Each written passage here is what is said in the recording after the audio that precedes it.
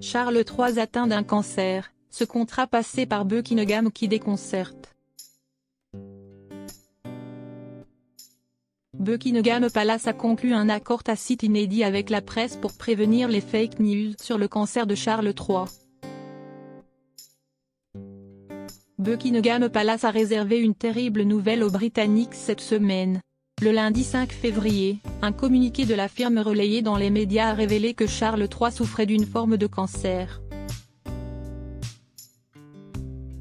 On ne dispose pour l'heure d'aucune information officielle supplémentaire.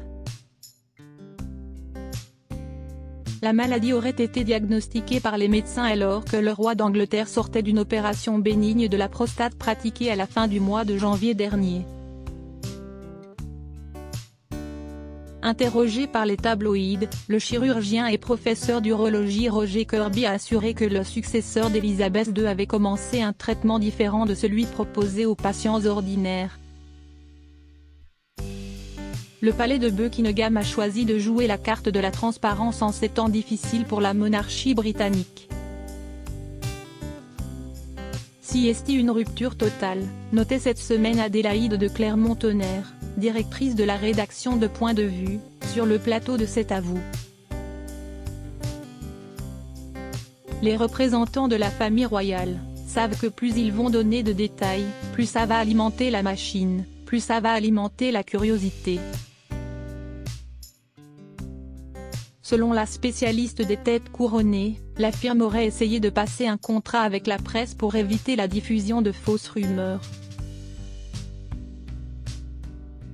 On a demandé aux journalistes d'éviter de prendre des photos du roi allant et venant pour ses traitements et de ranger leur téléobjectif. C'était très clairement stipulé.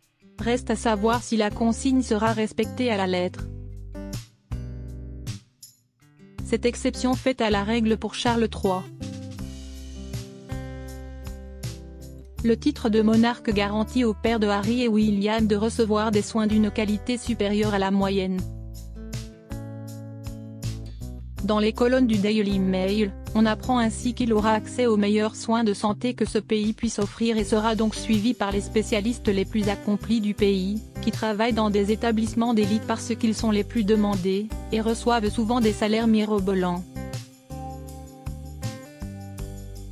Charles III bénéficie également d'un passe-droit en termes de soins.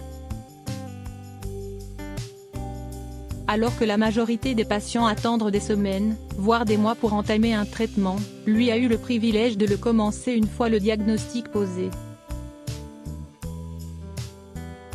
Le roi d'Angleterre aura donc accès à certains des meilleurs médicaments anticancéreux au monde que la plupart des Britanniques sont incapables de se payer.